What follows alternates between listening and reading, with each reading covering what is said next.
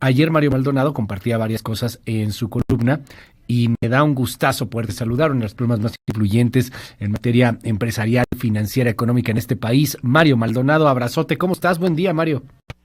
Querido Luis, ¿qué tal? Me da mucho gusto saludarte, a ti y a tu auditorio. Muy buenos días. Pues sí, esta escena del viernes pasado en el Club Hípico de Alfonso Romo, allá en Monterrey, Nuevo León, muy cerquita de San Pedro Garza García, el municipio más rico de México. Primero, habría que poner en contexto quién es este grupo de los 10 de Monterrey. Es un grupo, digamos, parecido al Consejo Mexicano de Negocios o estas cúpulas empresariales, estos clubes de Toby, déjame ponerlo así, pero con la diferencia de que allá estos empresarios, pues sí son los presidentes o dueños de las empresas más importantes del país en materia del sector industrial. Están ahí las productoras de cemento como Cemex, las de acero conglomerados como el Grupo Alfa, que están en autopartes, están en petroquímica, en muchos negocios del sector energético. Está FEMSA, por ejemplo, del Diablo Fernández, que están con los Oxxos, son los principales embotelladores de Coca-Cola. En fin,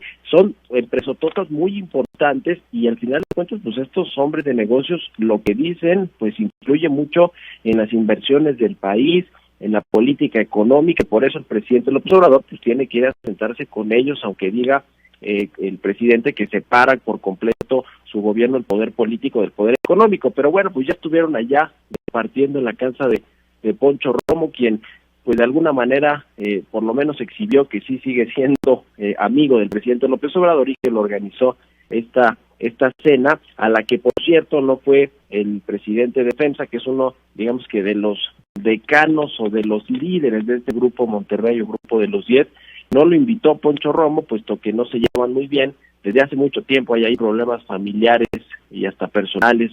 En algún momento pues llegaron a separar estas dos familias, a la de Poncho Romo y a la del Diablo Fernández, pero tampoco estuvo Carlos Salazar, el presidente del Consejo Coordinador Empresarial, quien él sí, pues de alguna manera es el representante de la iniciativa privada de México, el que va con el presidente a Palacio Nacional eventualmente. Digo, también han tenido sus desacuerdos o sus desencuentros, pero no los convocó Poncho Romo. En fin, la materia, digamos, la sustancia, más allá de que efectivamente el presidente del observador pues ya iba infectado del COVID-19, y vamos a ver qué sucede pues con los empresarios, que tampoco están pues muy jóvenes, digamos, y que se reunieron con él, lo mismo que con la secretaria de Economía, Tatiana Cloutier, el canciller Marcelo Ebrard y el mismo Poncho Romo, pero se hablaron ahí de temas importantes que tienen que ver efectivamente pues con la reactivación de la economía mexicana. Estos empresarios están preocupados, como muchos otros, de lo que va a suceder con la vacunación, cómo va a ser la distribución, la logística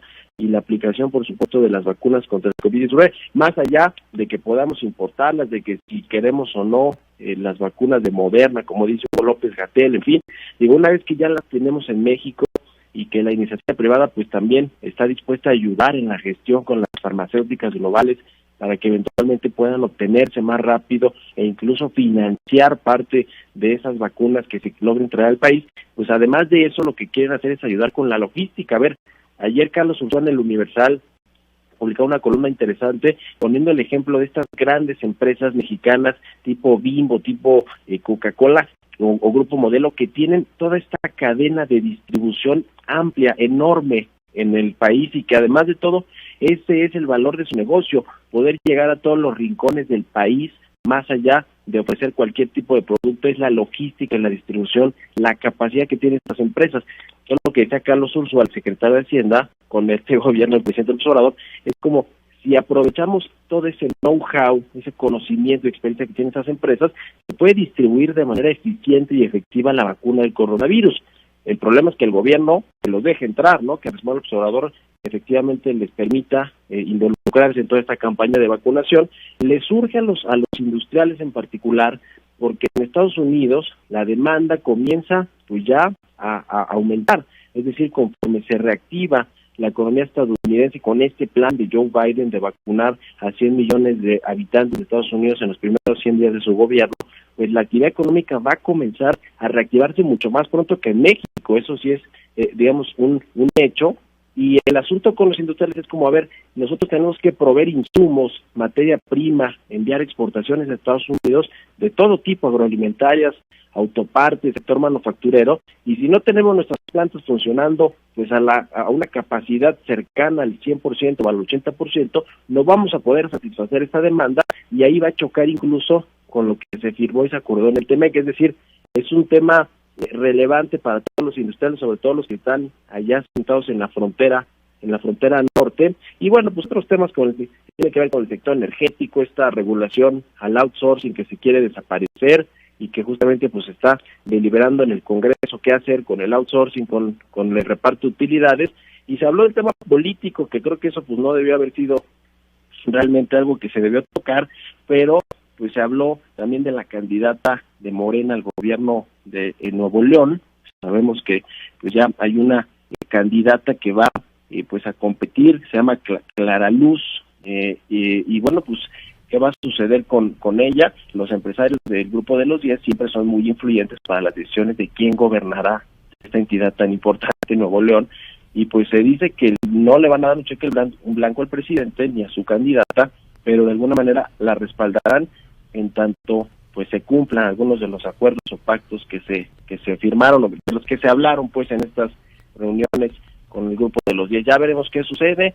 Lo cierto es que estos empresarios pues están presionando de alguna manera al gobierno del presidente López Obrador para que abra la vacunación a la iniciativa privada también, y yo creo que pues eso es de lo más sensato para poder hacerla expedita y rápida, mi querido Luis. A ver, interesante, muchos puntos que nos pones. Uno, el tema político, por ejemplo, platicaron de Clara Luz Flores, de la candidata de Morena, y el presidente, de hecho, se reunió al día siguiente con ella, en la mañana, desayunó con Clara Luz Flores, ahí se empezó a mover la misma imagen, ¿no? Del desayuno, de cómo habían tenido aquí este encuentro, la candidata de Morena, que convenció Morena, hay que decirlo también, no es que ella sea morenista de entrada o López Obradorista incluso, o sea, era más bien ligada a otros partidos, al PRI en algún momento, y Morena terminó por jalarla para que sea su carta fuerte allá en Nuevo León, frente a Samuel García, que se la pasa con el fosfo, o con algunos otros candidatos, ¿no? Y lo que llama también mucho la atención que escribes, Mario, es del Grupo de los 10, pues quién no fue, ¿no? O sea, la ausencia de algunos empresarios. Sí, correcto. Sí, la parte política, a ver, el Grupo de los 10 tiene mucha influencia en lo que sucede en Monterrey en temas políticos y quién es el gobernador. No es un secreto que, por ejemplo, uno de los empresarios que no fue a esta cena, no lo invitó Poncho Romo, que se llama José Antonio El Diablo Fernández, fue quien posicionó e impulsó e hizo candidato y gobernador al actual gobernador de Nuevo León, al Bronco. Entonces, sí tiene mucho peso lo que digan estos empresarios y al candidato al que impulse, ¿no? Finalmente, sí es el poder económico influyendo en el poder político, como según el presidente López Obrador quiere separarlo.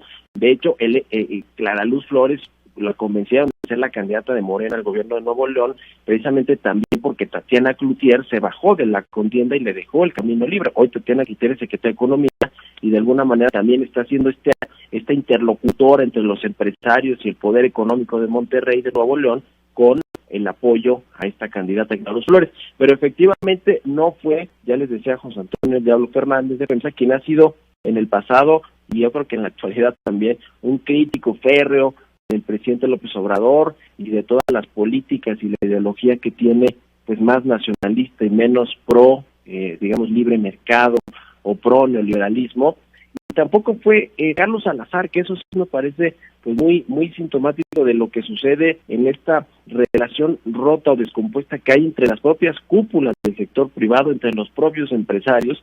No lo invitó Poncho Romo, pues porque no es de su grupo, nunca ha sido cercano a Poncho Romo. Sin embargo, Carlos Salazar es el presidente del Consejo Coordinador Empresarial, es en teoría el representante de la iniciativa privada con los gobiernos, tenemos el interlocutor con el poder político, y pues no estuvo convocado. Ya veremos pues qué sucede más adelante. Va a venir una votación en mayo con respecto a quién va a sustituir a Carlos Salazar al frente del Consejo Coordinador Empresarial. Se dice que se va a reelegir, que le van a dar, digamos, la anuencia a los organismos que están ahí incluidos en el CCE para que pueda mantenerse por lo menos otro año al frente del Consejo Coordinador, pero quién sabe, ya está por verse lo que suceda con esa representación empresarial, que es pues relevante por la interlocución que tiene finalmente con el presidente, con el resto del gabinete, mi querido Luis. Mil gracias, Mario Maldonado, te mando un gran abrazo. Te leemos en La Universal, muy interesante la reflexión en torno a cómo el destino, el sino,